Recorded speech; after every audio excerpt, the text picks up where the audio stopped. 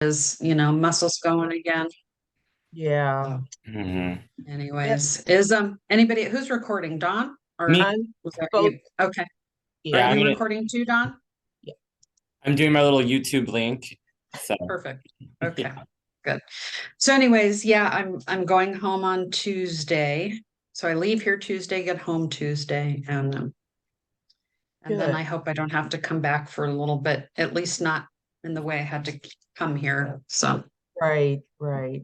But I'm yeah. glad that he's doing better. And Thank you. Me too. so your brother's idea worked with those different antibiotics. Yeah. We got it. I think that's finally where he turned the corner where he got these other antibiotics on board and it's Uh, like all of a sudden he decided he wasn't going to die anymore and he was going to, like he really was. Like it was like I watched my mom die and I watched my mother-in-law die. So I know like what that looks like when people breathe like that. And my dad was wow. like on the cusp. So oh, That wow.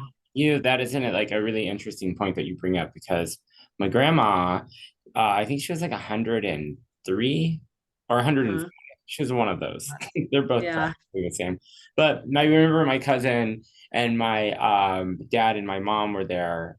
She was surrounded, and we Mhm. were talking about her breathing, and she was like, Yeah. you could just tell the way she was breathing that it was time. So Mm-hmm. yeah, Yeah. They that's it. call it chain stoking. And that's why I text my brother, like as he was on the way here. I said, I don't know if you're gonna make it, Tom. I said, Dad's chain stoking. And Mm, I said, you like better hurry. But luckily, my brother made it. And then there was a couple times where my brother was here, like at night, staying by himself, where he almost called my stepmom and I back to the hospital because Oh, he thought dad was gonna die that night. And you know, mhm, luckily he hung in there. My dad's a fighter. I mean, he has been battling Parkinson's for 12 years and like doing really well with it, mhm, considering, you know, Parkinson's patients, the more you exercise, the better it is. And you yeah. use like your muscles and things like that.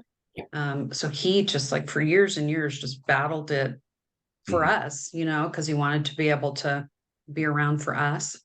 So anyways, I think that's why he pulled through because he knew my brother and I were not ready, yeah, So Yeah, yeah. they know. They really do, you know. It's sort of like they are looking for confirmation that you're okay with it, you Hmm. know, because like when my dad passed, we had all five of us were like called down there. My mom's like, you Hmm. all need to get down here fast. So like all five of us converged on this hospital, these poor Yeah. nurses. And you know, I think he talked to each one of us separately. Me and Hmm. my sister stayed there at night. And I just Yeah. looked at him one night and I said, you know, Dad, it's okay if you Yeah. go. It really is Yeah. because you just hate to see them suffer so I much. told my mom that too, but she had cancer, so it was different. mhm, If my dad, like even my brother said, Dad, if these last medications don't work, Yeah. then it's okay, but let's see if Right. these work and you turn the corner. And so they did, And that's we, great. Yeah. yeah.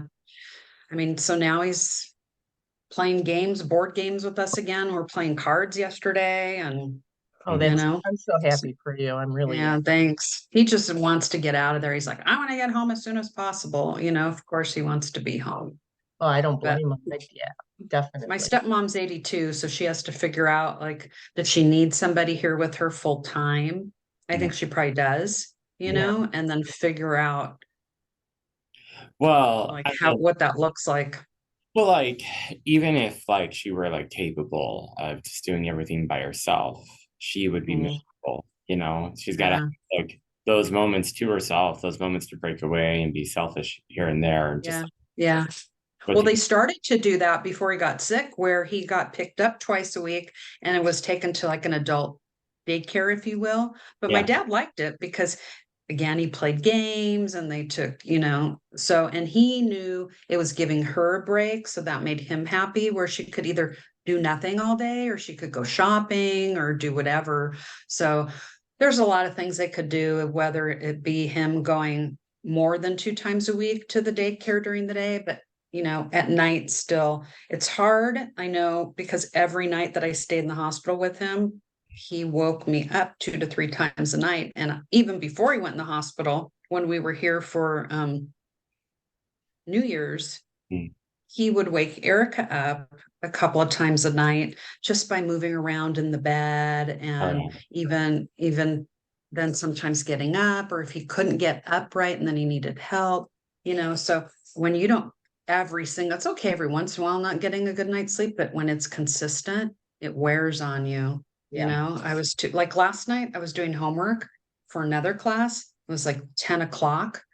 I'm like, I can't anymore. I just can't. I'm like, I'm so fried. And I just had to like go to bed because I couldn't even like focus anymore, So I got up earlier this morning and did some this morning and got all my assignments turned in on time. I'm lucky because I have like a 8-hour jump of Arizona and time frame. So time zone. So I'm able to yeah, get it all in.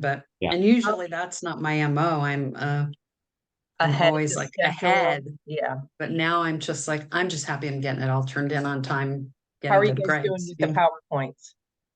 Oh, Good. I'm keeping up. Are you?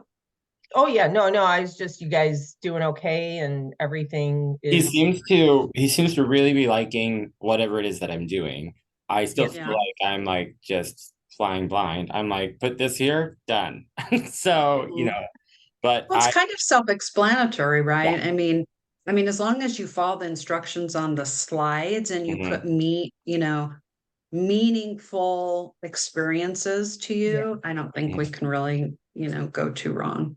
yeah, well, yeah, I guess and it was funny is because on one of my slides, he made the comment.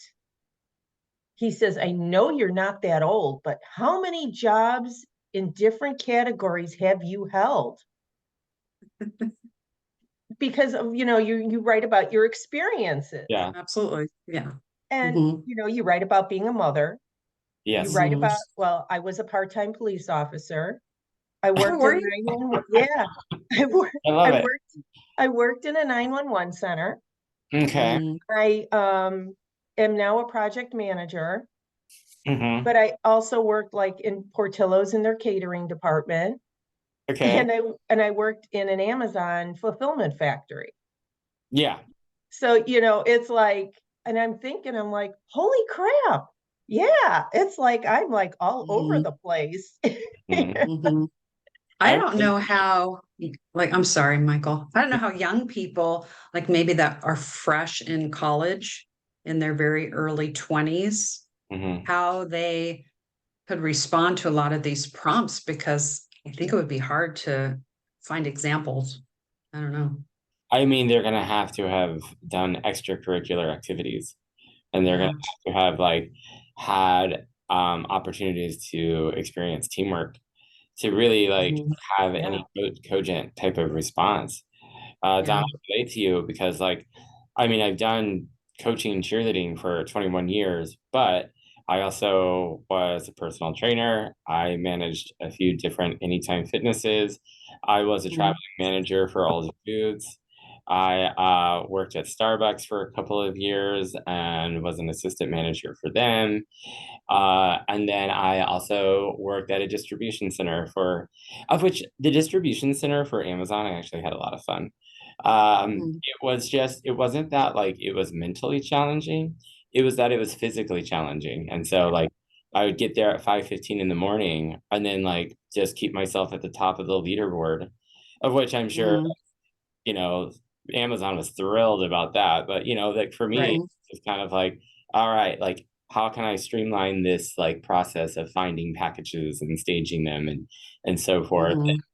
Then also there's a lot of like opportunity to just connect with other people running around at 15 bucks an hour, Mhm. you know, Yeah, uh, Mhm. exactly. Mhm. Yeah. and there's just like such an opportunity to like just talk to people. And Yeah. so it was during COVID though, so we had the COVID police running around, right, Yeah. writing Put us your mask up, up. huh? Put your mask up. Put your Oh mask yeah. up. Don't leave it here. Put it Mhm. up. Writing us up if we got too close, but at the same time we needed to be in the same space. It was just kind of Yeah. like, and I was actually kind of impressed with that plant manager because a number of us responded. I'm like, listen, this COVID police thing is killing morale. Mhm, And mhm. they're like, okay, so we won't do write-ups. I'm like, yeah, I don't think you should. You're going to lose half your workforce. Yeah, And not that's good during that time, right? Yeah. Yep, and that's what Mhm. happened when I was working there, because that's basically how I paid for part of my kids' college, is I worked that second job, and Oh, I was working third shift, and then you're moving pallets, you're, loading pallets with boxes and scanning them. And of course, you got the COVID police. Well, they have two of us on an area, and and of course it's a younger girl, and it gets hot in there, and and I pulled my mask down, and she's like, put that back up. And I went, excuse me? And she goes, you heard me. And I said, I don't think I did. And she goes, you need to put the mask back up. And I said, you need to speak a little bit nicer. So Kids. Mm. I it's like talking to my kids, because that's how young they were at this fulfillment center. Yeah, And of course, yeah. the manager comes running over, and he's like, is there a problem? And she goes, I asked her to put her mask back up, and I'm looking at her like incredulously. And I'm like, you asked me? And she goes, well, I may have told you. And I'm just like, I handed my gun to him, and I said, you know what? This job is not worth my time. And I walked Yeah. out. I'm I done. Oh, love wow. that. Done. That's amazing. I'm done. I Yeah, also, you know what? I'm just too old to deal with this yeah, bullshit. I did a little stint in the returns at a different warehouse. Oh Okay. man. And so like the goal is to, like in your 10-hour day to try to process like 300 returns.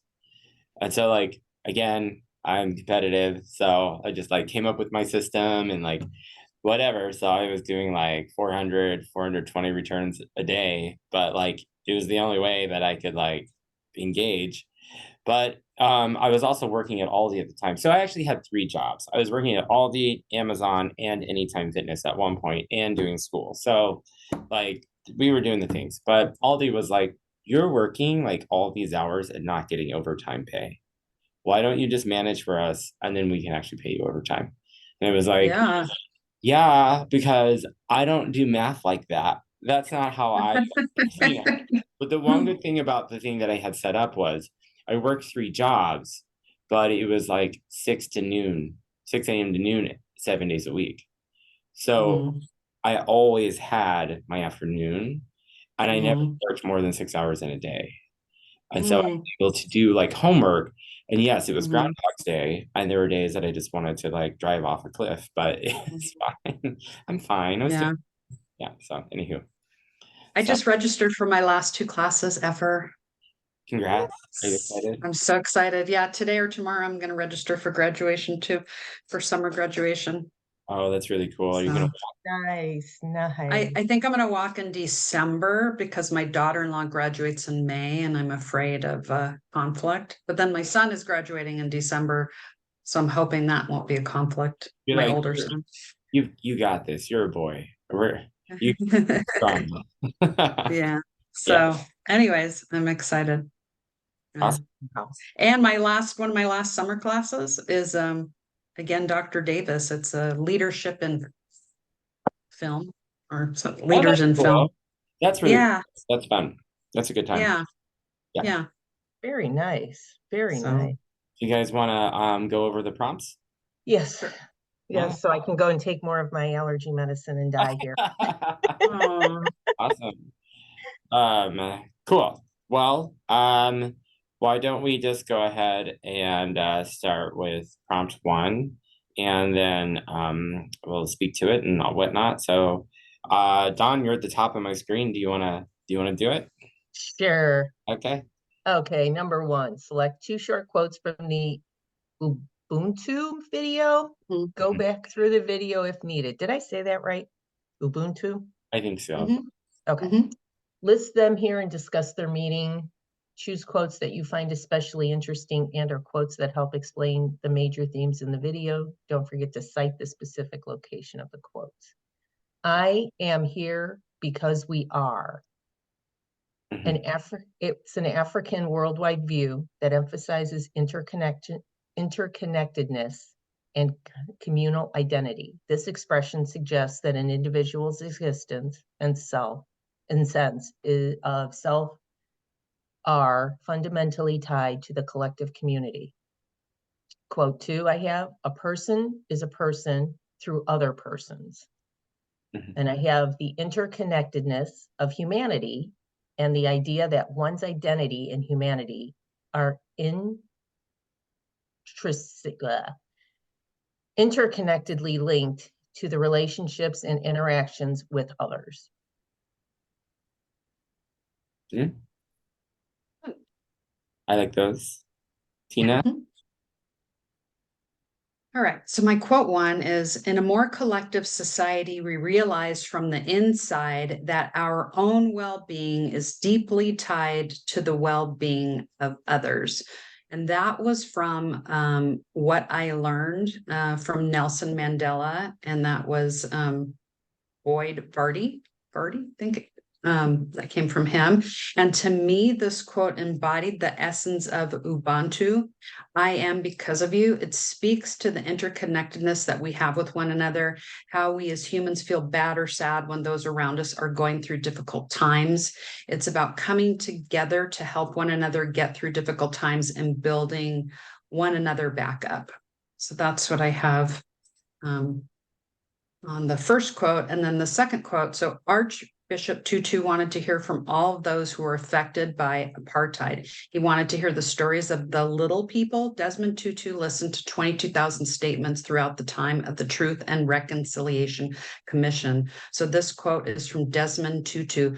The reason for this commission is opening wounds and cleansing them so that they do not fester, and saying we have dealt with our past as effectively as we could. We have not denied it, but have looked the beast in the eye. So to me, this quote shows the intent of healing. They did not deny the existence of what had taken place, but chose a cathartic method of healing through the telling of stories and amnesty of the perpetrators. You and I had the same quote. So my second quote was, in a more collective society, realize from the inside that our own well-being is deeply tied to the well-being of others. And I remember he was telling the crocodile story. And his leg was like mangled and whatnot. And his friend Sully, I think it's Sully. I think so. Just wading through the water, knowing there's a crocodile, hoisted him up on his shoulder and took care of him.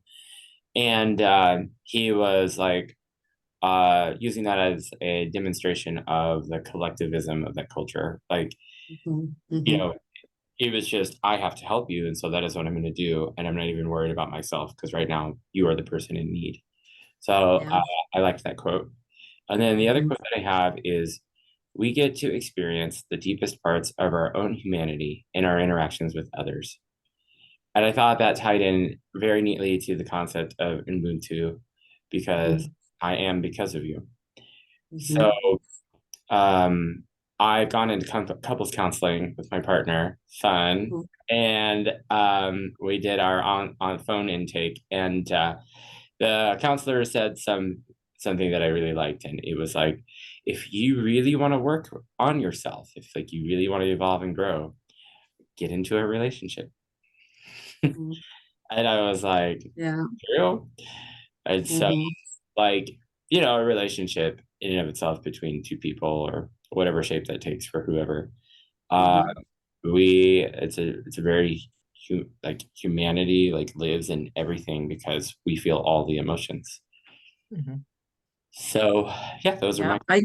I get that. I'm in a not fairly new, but somewhat new. We've been together a little bit over 3 years, living together almost a little bit about a year and a half. And it's like where the rubber meets the road when you finally like live together, and you know, you have to learn coexist and like that. I know a lot of people say don't sweat the small stuff, but figure out what you can live with and what you absolutely can't live with, you know? Yeah, um it's interesting because it's like a catch 22. It's the small things that matter, but then also at the same time don't sweat the small stuff, I know it is. Yeah. So it's like, yeah, well, fun. We go to our first session on Friday, so we Oh, have good, good. a little Okay. questionnaire. So Good I'll luck with that. definitely yeah. Very good luck with that. Yes. Yes. I- Um, ready for prompt two? Sure. Okie dokie. Okay. Done. Summarize the entire Truth and Reconciliation video in a paragraph. In your own words, in other words, explain the video to someone unfamiliar with these events. How might we be able to use some of the aspects of truth and reconciliation in our own lives, personally or in groups? Okay, I hope I got this one. The Truth and Reconciliation film examines how to resolve historical injustices, frequently linked to systematic problems. By having an honest conversation and fostering understanding, it explores the significance of stating the truth, encouraging forgiveness, and admitting injustices committed in the past as ways to mend the scars of society. The film probably talks about how this strategy can be used in many situations, such as South Africa after apartheid, where the Truth and Reconciliation Commission was very important. We can embrace a familiar mentality in our own lives by realizing the value of empathy and truthfulness in settling individual or group disputes. Reconciliation and meaningful transformation can be fostered by promoting open communication, admitting mistakes, aiming for understanding. Individuals and communities can work toward healing and building by adopting these concepts. I like how you said that. Way better than mine. Well, Tina, let's hear yours. So, the Truth and Reconciliation Commission was about forgiveness. It was a way for those who were tortured and oppressed during the apartheid to tell their stories. And it was an avenue for those who participated in these crimes to hear their stories and tell the truth about their role in this travesty. The Truth and Reconciliation Commission was a sort of national catharsis to help heal their country and gave those who committed these crimes amnesty. Rather than bring the perpetrators to justice, I feel that Mandela wanted to heal his nation as quickly as possible rather than continue the long and emotional road of wounds that war trials would bring about. From a personal perspective, I think the cathartic aspect of the Truth and Reconciliation Commission could be used by many of us that have been hurt, verbalizing the hurts that were done and then forgiving those that have done the hurting. Yeah. Yeah. This was about apartheid, right? Yes. Okay, great. And Mhm. it was like a racially charged, segregated kind of existence where mostly Black people endured mistreatment. Okay, all right. Yes, but I think it wasn't all Black. I do think that there were some, yeah, Yeah. Caucasian. Mhm. I'm going to amend my answer and to say groups of people. There you go. Okay, That's- there. yeah, that's- All right, I just wanted to I had to do a little fact check with you guys before I gave my Mhm. answer. Okay, so my paragraph is Desmond Tutu took the time to hear testimony from the victims of apartheid in Africa, a long history of racial segregation where groups of people endured gross mistreatment. Many people died, and their loved ones were given the opportunity to give life to the stories in a forum where their words could move many. 22,000 statements were made, commissioned by the government. Tutu chaired the TRC in his religious garb and connected with thousands of victims. The purpose of this effort was to engage with the terrible wrongs that many people suffered. Quote, open the wounds and cleanse them in order to say, quote, we did not deny, we dealt with as effectively as possible.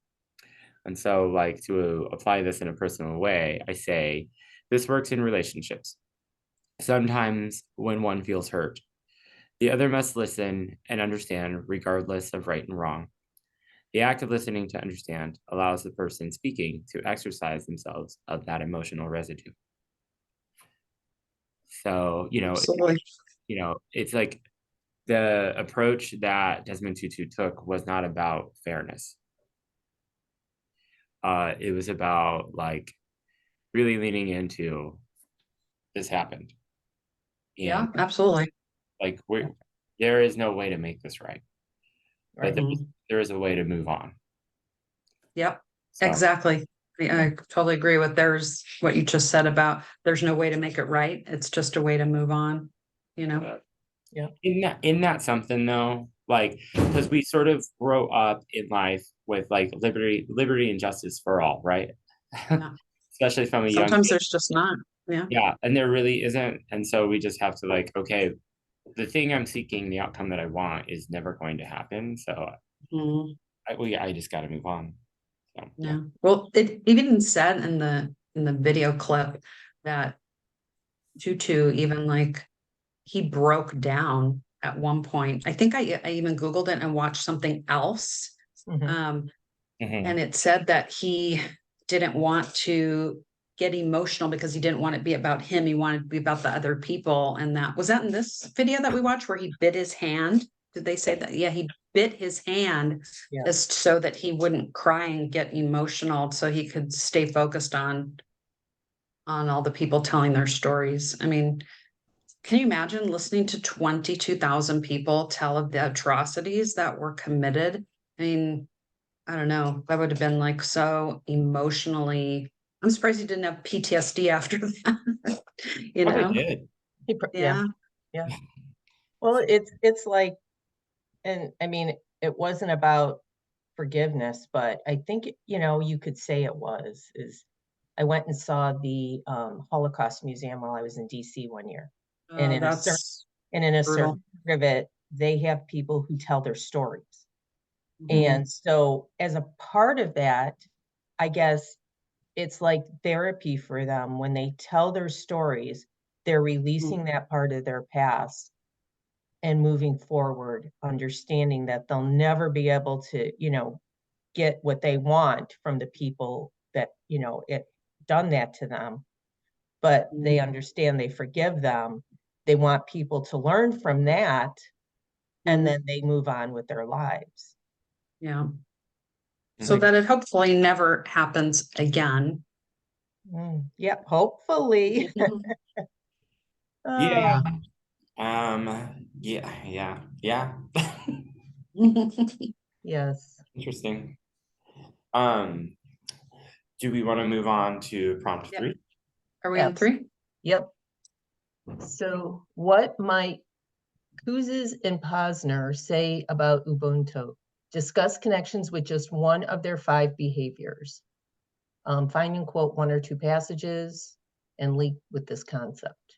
Okay, in chapter 2, Kouzes and Posner discuss the significance of clarifying values to build trust and foster a sense of shared purpose within a group. In the beginning of your leadership journey, you must commit to clarify values. Find your voice and affirm shared values. You must comprehend fully the deeply held values that drive you. Communicating your beliefs in this way uniquely represent who you are.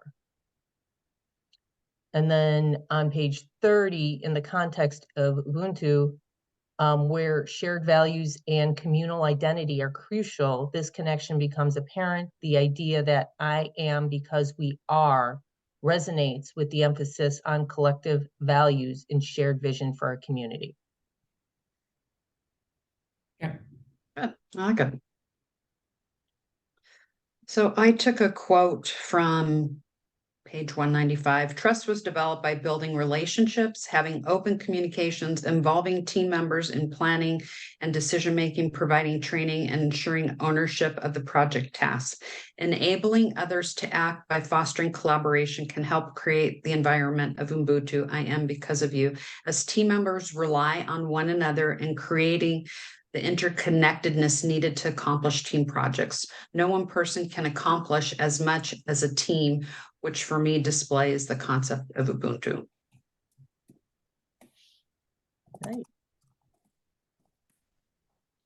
Okay. So the behavior that I linked this to was enable others to act. And in that chapter, The quote is, "The data confirms that the frequency of listening is directly related to the extent that direct reports feel their leaders have the best interest of others at heart and are interested in their personal and professional development. In addition, as shown in figure 8.1, there is a solid relationship between actively listening on the part of their leader and the extent to which direct reports feel valued by their organization." And so like in Ubuntu, I am because of you. I think that quote sort of embodies the, like it's an action that you can take to live that value of Ubuntu. So I like I'm working in an organization, I've got all these people around me, and so I have to listen to them. And just that act alone creates that collaborative atmosphere. So individual success is tied to the success of those around that individual. For a leader, they must have their finger on the pulse of how those around them are doing, especially in efforts that are collaborative. Commanding or delegating is not enough. Enlisting is the most effective means to achieve an end. To enlist means to obtain the trust of the group through authentic connection. Great. I think it's amazing that there's so many examples that you can, pull from within, the different leadership attributes. Absolutely. Number 4. Okay. Recall something from your own experience or a book, a movie, that according to the philosophy of Ubuntu could function as a gift or as paying it forward to others in the service of social bonds or social responsibility. I put, in the context of Ubuntu and the idea of interconnectedness and communal identity, a notable example from the popular culture is the movie Pay It Forward. The film tells the story of a young boy who, inspired by his social studies assignment, comes up with the idea of doing good deeds for others without expecting anything in return. The central theme is about the ripple effect of kindness and how one person's generosity can positively impact the lives of many. In Ubuntu's philosophy, this concept of pay it forward aligns with the idea of contributing to the community's well-being without expecting immediate personal gain. By offering acts of kindness and service to others, the individuals can strengthen the social bonds within the community. The interconnectedness of people becomes evident as each positive action contributes to the collective sense of well-being and shared responsibility. This can be seen as a gift to the community, fostering spirit of mutual support and reinforcing the idea that I am because we are. I love that. What did you say that was a movie? Yeah, it's called Hey. Pay It Forward. It's got like Kevin Spacey, Heaven Hunt, Haley Joel Osment. I wonder if that's on Netflix. Is that on Netflix? I wonder. I think so. It was like I'll have to look it for came it. out in 2000. It actually is really good. I was like, I Yeah, know. it sounds good. I'm gonna write that down so I can look for it on Well, Netflix tonight. it has Helen Hunt. It has to be good. There you go. Yep. So I didn't write about a movie, but I wrote about a book. I'm really big on audiobooks because I don't have time to read with school, but I can listen when I'm doing my hair or whatever. So I recently listened to an audiobook entitled The Magnificent Lives of Marjorie Post. This is an amazing example of Ubuntu. Marjorie Post was devoted to her late father, C.W. Post, who had invented the famous Postnut cereal and had bestowed upon her tremendous amount of wealth. Marjorie was very philanthropic and knew that her wealth should not be taken for granted. She understood that she was here because of her dad and wanted to continue his legacy. The story of her multiple contributions throughout the years, and then the donations of her various properties to the US government and National Park Service spoke volumes. She was a proud American and knew the meaning of giving with an open heart. Ooh, So if you haven't read that book, it's very good. yeah. I wonder what informed her like passion for that. I know that might be like a stupid question, but like we all kind of find a higher purpose in what we find familiar, right? I think to me, it was she understood how blessed she was, and her father was an ill man and came up with like the idea of post-nut cereal because Kellogg's cereal.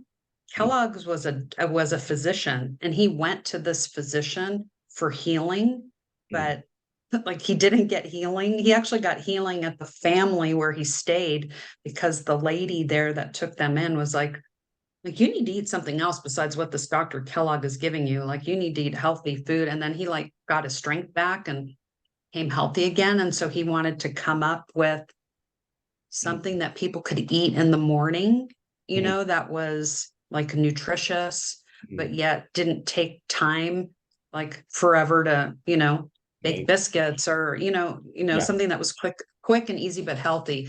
But as his company grew and his wealth grew, and then he passed away, she kind of inherited everything, took it over.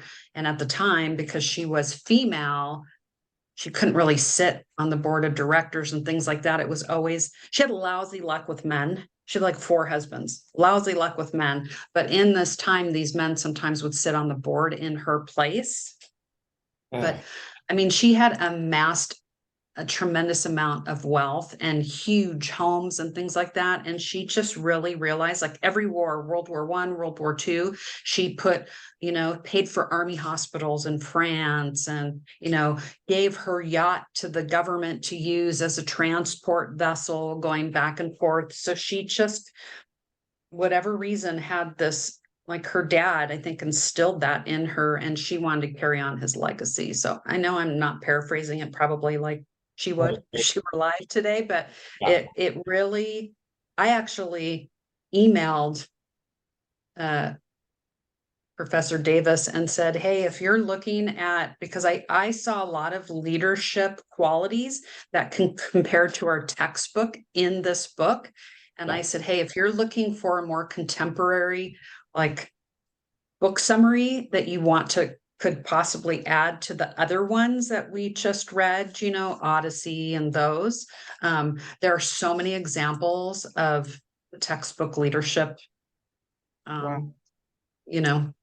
that we studied. So I thought it's like really good example. Well, like, isn't she kind of like a good contrast to the type of, because I mean, in a way, she is another heiress, wealth, etc. So then I immediately start thinking about like Elon Musk or like a Mark Zuckerberg. They couldn't even spend that amount of money in a lifetime. Meanwhile, people in education systems don't have what they need. Our roads full of potholes that they use to profit. Like it's just a weird thing. So she took her wealth and put it back into the communities. Absolutely did. Yeah. They're not. So, and she didn't even leave her homes. She had 3 daughters. She did not even leave her homes. Maybe she left one but she did not leave all her wealth to her children.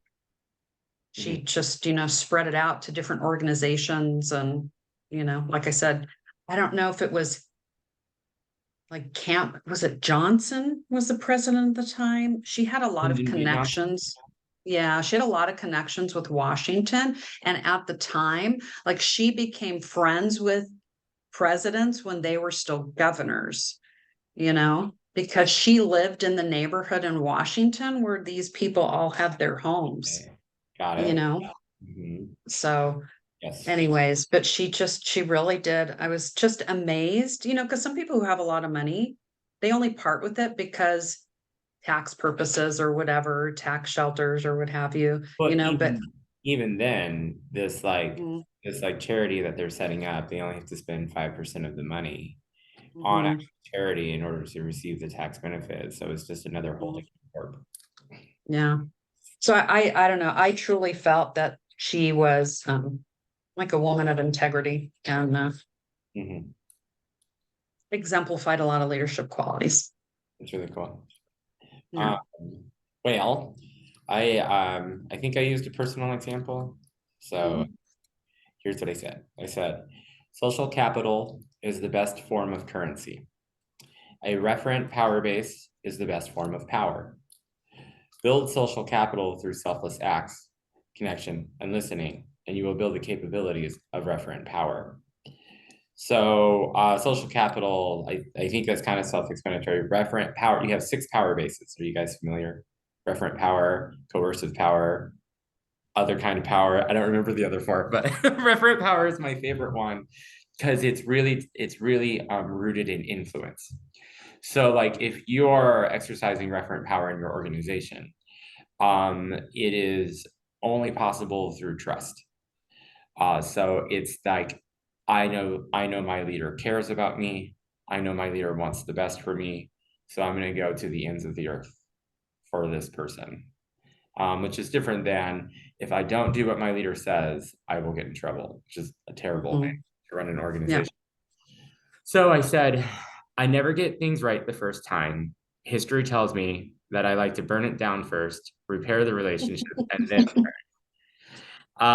this is true of my workplace. It was a bumpy road to where I am, but my success relies on my ability to maintain social capital and influence. Zooming in, these things depend on my ability to show up for those around me. Every time another coach asks for help, I deliver a result, which also allows me to provide input voluntarily. My success where I work is totally coaching or totally like connected to me helping others succeed around me. So that's good. I like that personal example. it's my little thing. So how was the movie? What did you guys think about Selma? I'm going to tell you, I tried to watch it on my own Amazon account, but being in Germany, it would not allow me to purchase it. It was like I tried YouTube, I tried Amazon. So I had to watch it on my sister-in-law's television in German. So I speak good German, but it's one thing when people are speaking fast in a film. And so, I mean, it wasn't that hard to get the gist of it, but like I'm hoping like quote wise, I captured everything that I needed to capture. So I mean Sure. Well, at least it's not going to be part of your grade. So you don't have Yeah. Don, do you want to talk about what stood out for you in the movie and speak to it? Okay. So after I watched the movie, I talked to my mother, and all she said to me was, go do your research. I'm like, okay. Because I'm always, and this is any history movie that I watch, I'm always taking it, it's always given from one side of the story. Yes, they try to incorporate many parts, but I always do my research on actual events that occurred during that time, because you can see videos, from newscasts and people that they've interviewed during that time. So I did take away that, yes, it was a horrible time during our history in America that never should have occurred. We should have learned our lesson during the Civil War. And obviously, we have people with just too much power that were making decisions for people. But let's see, right, reflections of the movie, paragraphs, let me see, where did I am not saying, here, after watching the film, I did some research. Being that it is a major historical moment in our country's history, good and bad, I felt the need to dig deeper for accuracy. I am not saying the events did not happen, but how much was true? Time magazine did an article, a good one, that points out the movie makes LBJ, president at the time, an ardent opposer of what Martin Luther King was trying to do. That's not true. LBJ wanted to help Martin Luther King, but with the states, he had only so much power.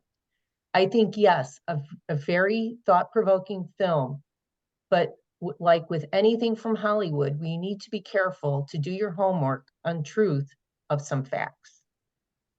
Okay. Okay. So this film is about unencumbered voting rights for African Americans in Alabama. While constituents of Alabama all had voting rights, those of Blacks were encumbered by intimidation, hate, and violence. One scene that stood out strongly to me was when Oprah Winfrey was trying to register to vote. The registrar asked her to cite the preamble of the Constitution, which she immediately did. Then she was asked how many district judges there were, for which she answered 67. And then she was asked to name them. When she could not name them, a large denied stamp was placed on her voter registration form. The second scene that stands out to me was when Oprah Winfrey spoke to King's wife about being prepared for what was ahead. Anna Lee Cooper, we must march, we must stand up. We are descendants of people who innovate and create and love despite pressure and tortures unimaginable. They are in our bloodstream, pumping our hearts every second. They're prepared. They've prepared you. You are already prepared. So the next powerful scene is when Mrs. King talks about people are going to kill my children. There are many other scenes that I could include that depict the struggle, also the strength of the African American women faced alongside the men. These women were fearless in this movement. Another aspect of this movement was that these people were not trained leaders, but rather normal people fighting for their American right to vote. Quote from MLK, speaking to the congregation at church, I cannot determine my own destiny, for it is determined for me by people who would rather see me suffer than succeed. Those that have gone before us say no more. That means protest, that means march, that means disturb the peace, that means jail, that means risk. Mhm. So I thought those, for me, those were all kind of powerful scenes that spoke to the preface of the movie. Mhm. Sorry about that. Go ahead. Yeah, it I like can't do, like, personally, I can't do torture. I can't do hate, I can't do violence. It's just something that kind of really impacts me in a way where I'm like, well, like it sits with me for a moment. And there are like many times in the movie where like I was like, okay, don't cry.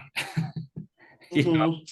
because like it's so hard for me to wrap my head around any of it. I'm like, this is Mhm. nuts, this is crazy. But so I kind of just wanted, when I was watching the movie, I think I did the little bullet point thing where I'm like, oh, that stood out, that stood out.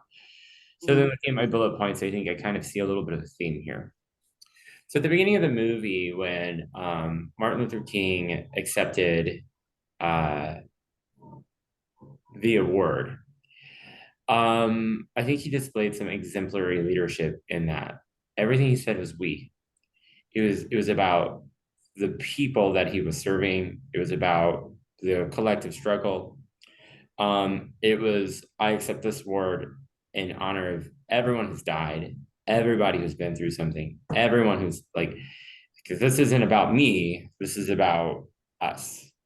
And I thought that was a good way for him to accept that award. And so then when you go later in the movie, um, he's speaking in a church and he says, give us the vote. Everybody's like, yeah, yeah, let's do that. But then it's after the speech that people are coming up to him like, you are just a figurehead. You are not the one getting lynched.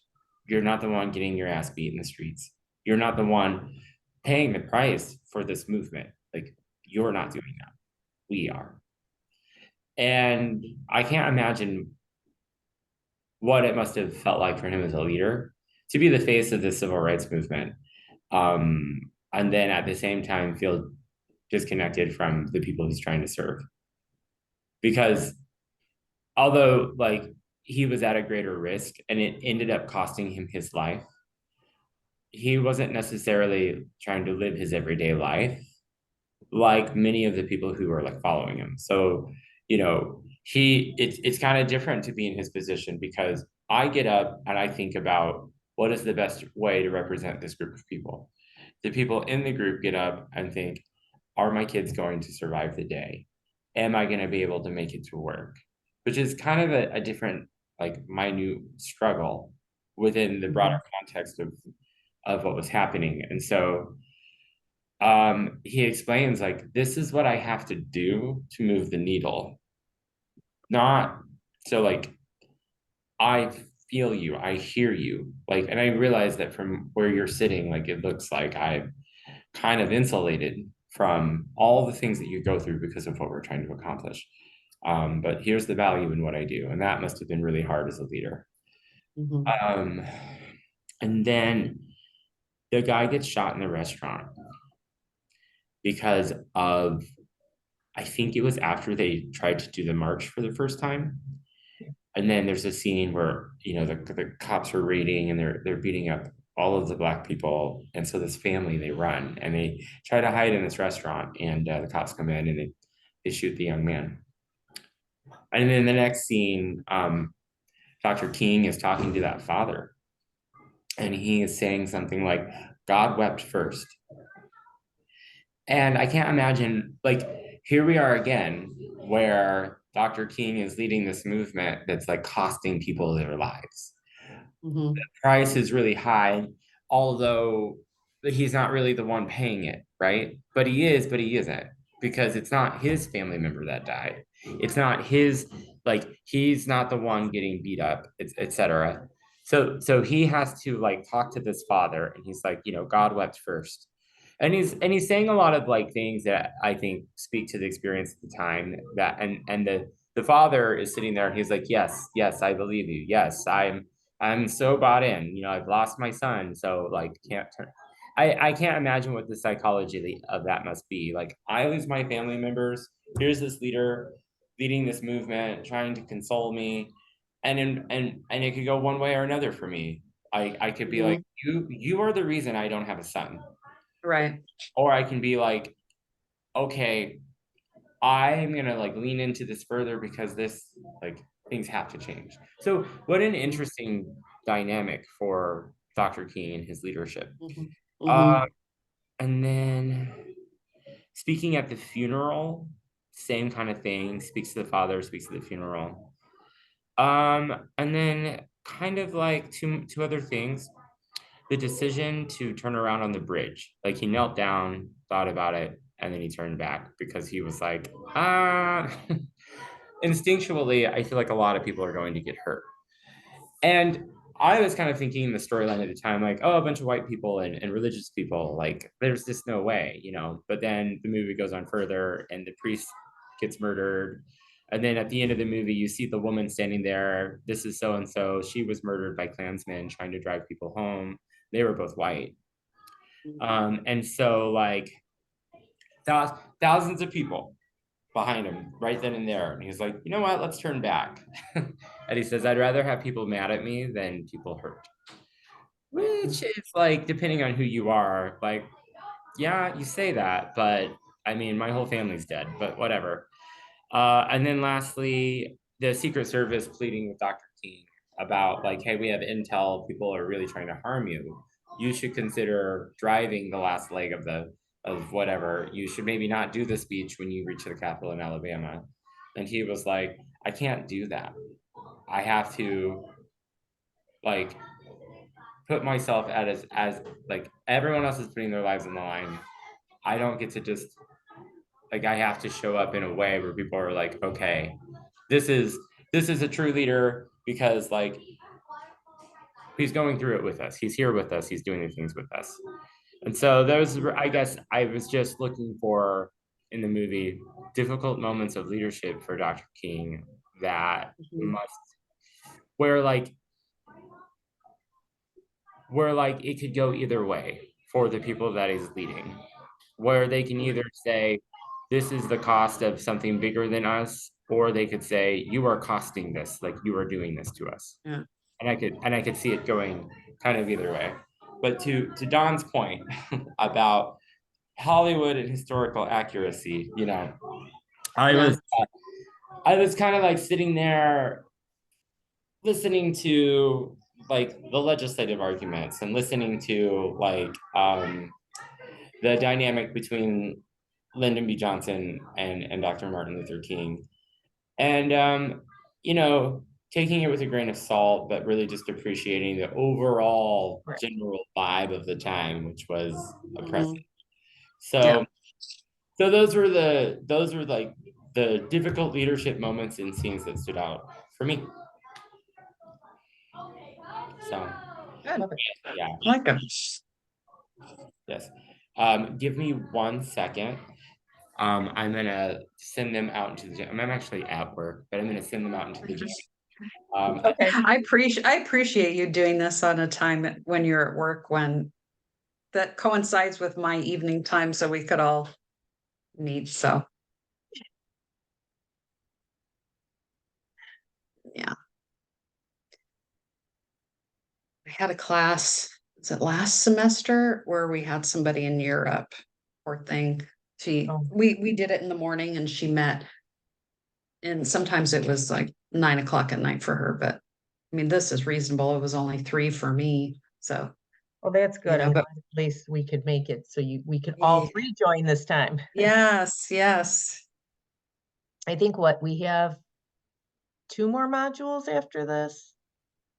5, Yeah, 6 no, and 7. 6 and 7. Yeah. This is 5, yeah. Wow. I know it's crazy because I've been here just like so absorbed in my dad. It's just like looking on Canvas at the calendar and like, what's due next? Okay, no late assignments, everything's getting done, but it's just been like tackling one at a time, whatever needs my But it's attention first. just Yeah, crazy whenever it's how due. fast it's going. Yeah. So what are All we talking right. about? No, Just it's just saying how, how yeah, we fast only the have semester. module 6 and 7 left. And I was just saying it's went for me being here with my dad and just trying to keep up, taking care of him, and then making sure I have 3 classes, session A, making sure that I don't fall behind. I just like that calendar and Canvas is my friend, because I just look at every single day. I'm like, what do I have due? When is it due? How much work do I have to do? So I don't need to start 2 days before, because it's the only way that I can keep up. Yeah. I actually like I had quite a day yesterday. Like I had my own personal therapy, but then didn't Mm, realize that our phone intake for couples counseling was also yesterday. But then mm, was like, yeah, I'm gonna do this 9 a.m. with you guys today. But then my boss was like, oh, don't forget, you have a practice at 10 o'clock. And I was like, cool, I'm gonna take the Zoom call at work. And then like mhm, just there are so many things that were like out. I thrive in a routine. 7 days a yeah, week, I need everything to look the same.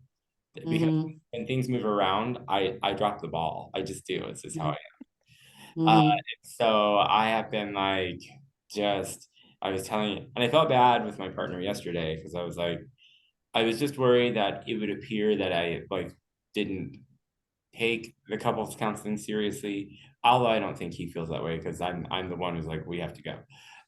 But it's like I just kind of felt guilty for like oh yeah we have that and I'm in the car so then I pull over and we're able to do the intake over the phone, which was how it was going to happen anyways. So I think all is well as that ends well, but in terms of like all the things that need to happen, I relate to you because I'm like I don't know what's going on right now.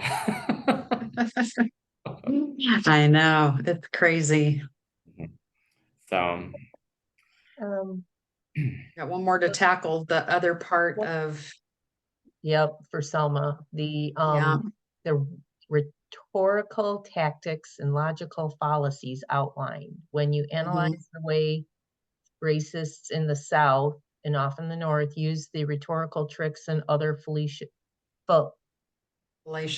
yeah, that thing, arguments for keeping African Americans marginalized. I said it's important to be aware of rhetorical tactics and logical fallacies when analyzing historical or contemporary issues related to racism and marginalism. There are some common rhetorical tricks and other logical fallacies that have been historically employed by racists of the South and elsewhere to justify the marginalization of African Americans. Strawman argument, the rhetorical tactic, distorting and misrepresenting the opponent's position to make it an easier to attack. Example of that is misrepresenting civil rights movements as radical or dangerous to discredit their goals. Appeal to tradition, rhetorical tactic of arguing that something is right or acceptable because it's the way it's always been done. Justifying segregation by claiming it aligns with long-standing societal norms. And then one other, appeal to fear, rhetorical tactic playing on people's fears to gain support for a particular position. Example, portraying desegregation as a threat to public safety, stoking the fears of violence and unrest. Understanding these tactics and fallacies is crucial to critically evaluating historical and contemporary discussions on racism in marginalized communities. It helps in dismantling misleading arguments and promoting a more informed and just discourse. Really good. I like that. I don't think I answered this question quite correctly. I didn't. I just answered it more on like the marginalization and not really on the rhetorical rhetoric or tactics. So I said even after the abolishment of slavery, their fight had only just begun. Blacks were continually marginalized with the segregation of just about everything from schools to residential areas, parks, theaters, pools, public transportation, jails, and even public phone booths. The Jim Crow laws legalized segregation from the Civil War era until approximately 1968. Another group that marginalized the Blacks was the Ku Klux Klan, who terrorized Black citizens during the night all across the South. It wasn't until 1964 that President Johnson ended segregation by signing the Civil Rights Act. I feel that marginalization of Blacks continued due to the stupidity of racist Americans as well as fear. No, that's great. I mean, yeah, you're summarizing. That's good. So when Governor Wallace was talking to President Johnson, he used I think it's called, I don't think I used any of the ones outlined. The thing that came to me was slippery slope, which is a logical fallacy. So, first it's this, and then next they want to vote, and then it's jobs, and then it's parks. So like that's like the logical fallacy that he engaged in, that he would use to like argue to his constituents to maintain the status quo. Like, it's voting now, but it's the nuclear family later. But it's crazy though when you think about it, because we're all human beings. And so why was there this difference drawn? First it's their right to vote, and then it's this. Like, of course, why shouldn't they have the right to vote? Like, I don't understand how we ever even got there to begin with. I guess it was because of slavery, obviously, and then first we, Isn't it interesting though? Okay, couple of interesting things here. Like, I read a book about the abolitionist movement, Olive something. I don't remember the name, but it was really good. Because slave trade has been really just part of our human history always. And so like, I feel like with the way that things have happened, you have these empires, it's whatnot, you have certain groups of people who had a lot of resources. So then they were able to parlay that resources into power. And then you have groups of people who are disadvantaged based on where they were, and they did not have a lot of resources. And so then what follows is this relationship between those who have and those who have not, and those who have not are slaves. And so they're powerless, they have all of this. So then you have a long running mental model developed for those who have power. Well, we are the higher class of, whatever. And then you have those who don't. They are not people. This continues to the founding of our country, and you have people being shipped over And so it just became an unquestioned way that things are. Black people serve white people, but it used to be, there's another thing that I read, that it used to not just be Black people. It was actually wealthy people and poor people. Mhm. And then at one point, wealthy white people realized, like, oh, to help maintain our power over like subservient people, we have to tell poor people who are white the value of their whiteness. And there are so many books on this, and it was an interesting thing. And it's in the ending speech of the movie too, uh, where he talks about like the lie that the wealthy white elites tell poor white people. You can take solitude in that, like the color of your skin makes you better. It's real. That is a historically accurate kind of Mhm. that Mhm. happening. So fast forward to today.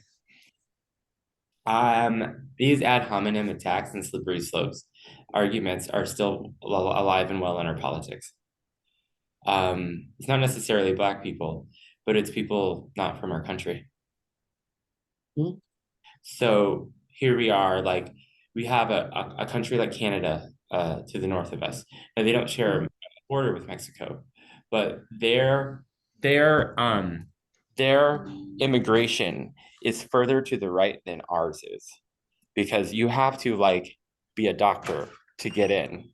You have to like be have a degree, whatever the metrics are. It's a lot more stringent than what we have. But I've been there on a business trip. You can't even come in on business unless you tell them exactly where you're going and who you work for and what you're doing there, because they're afraid that you're going to take their jobs in yeah, Canada.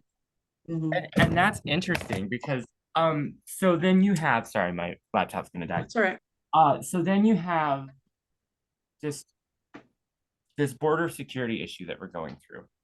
Mhm. At one point, I think in the 70s or the 60s, the border used to be open.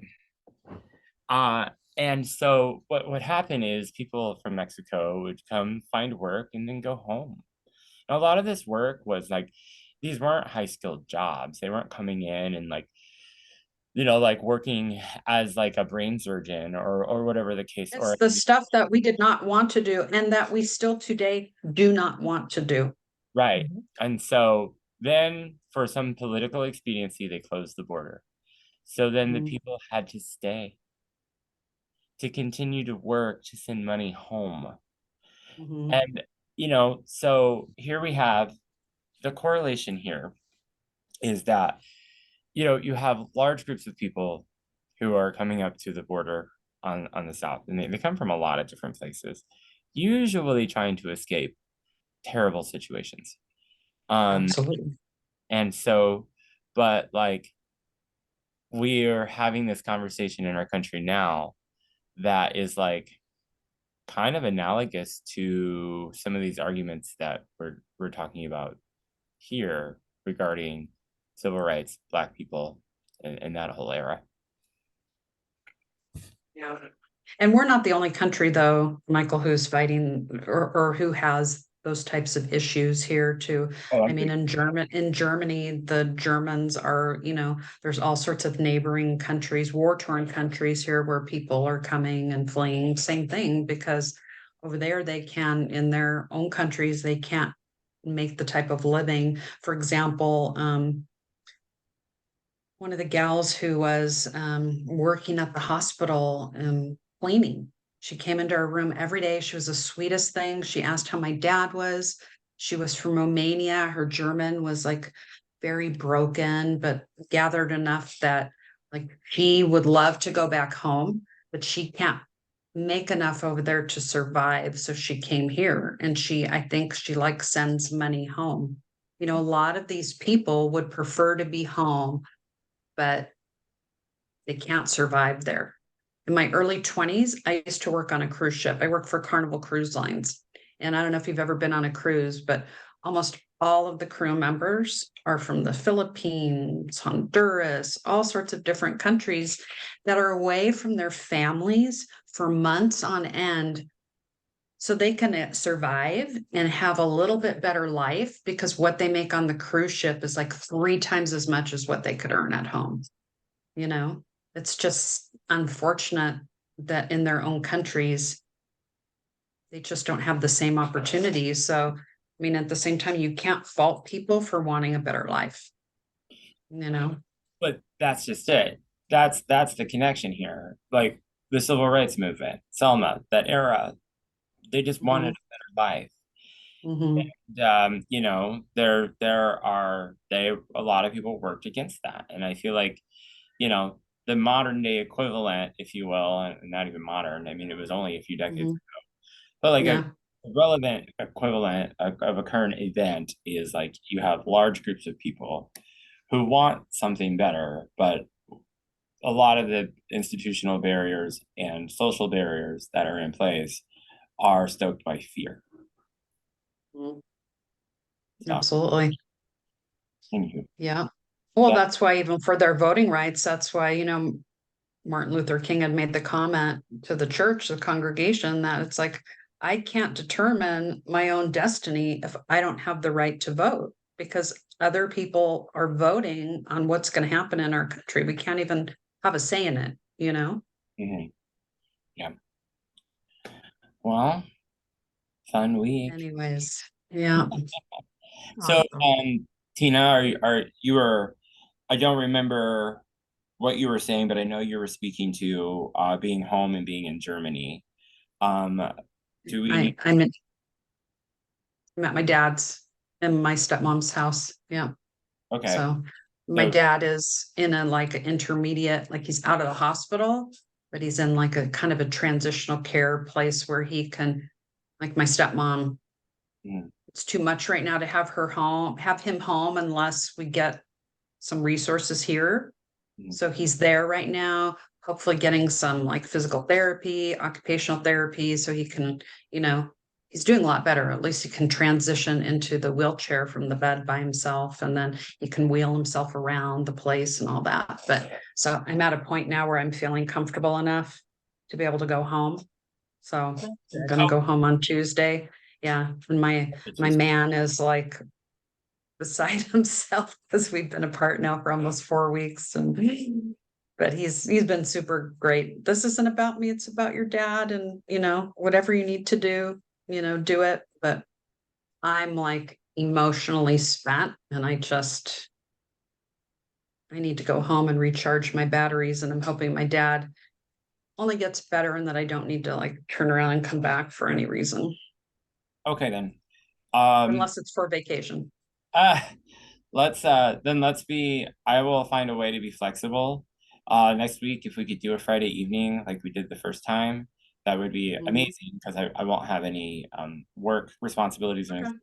But Friday evening, I have to go into the dentist to have some oral surgery done. what time? Ooh. It's at 4, so what time would you guys want to? Um, 4 could to we, 5, so I could probably do 6, which would be, Are you Central Time? I forget. yeah, I'm central. that would be like So 7 my time. But I could do 8 o'clock my time, which would be 7 your time, which gives you plenty of time. To come just home six and my time. Okay. start eating a lot of ibuprofen. Yeah, I could do that. Are you going to be okay to talk? Yeah, it's just I may, if I slur a little bit or if I'm still numb, just forgive me. That's all. If you're drooling? Is Yeah. it just the thing that people go and do and they have the funny videos where they're like, "Oh, I'm loopy." Yeah, that's why I don't bring my children anywhere with me when I have Novocaine or anything. Okay. But Because I know, you're not being sedated. no, I'm just a lot of Okay. Novocaine because they have to do the side of the mouth. Okay. Okay. So you'll be uncomfortable, but you won't be like, "I'm on Jupiter." Exactly, Okay. exactly. So you'll be All right. able to understand me. I just, like I said, if I'll try to have lots of paper towels. So if I drool a little bit, just ignore it. We won't care. I don't have an excuse and I drool a little bit, so it's fine. Yeah. Okay. All right, so I'll set us up for next Friday at 7. Yeah, 7 7 Central, 8 time. Eastern, Hmm. And then Tina, 5. You're 5 o'clock? 5 Pacific. Yeah, Okay, so that would be okay for everybody. perfect. Okay. Yeah. perfect. Yeah. All right. Sounds good. And as soon as you guys are gonna send the recordings, do they come up that quick today? Will we get them today, you think? Yeah, We'll like, get them I will- today. It's so fast. Yeah. Yeah, it's Okay, just gotta perfect. finish processing. As soon as it's processing, I usually send the link right out. Yeah. Awesome. I Good. have a little practice with my I have 25-year-olds and another coach out there. But I have Okay. 25-year-olds to run out there and be like, you need to listen, quiet coyote. And then Mhm. when I'm done with practice, I can upload and send the link at some point today. All Okay, right. awesome. Do you guys mind can we send a group text when those are Perfect. uploaded? Yeah. Do you mind? Got it. Alrighty. All right. Have a good day. Appreciate All you. right, everybody. Bye-bye. Bye. Bye.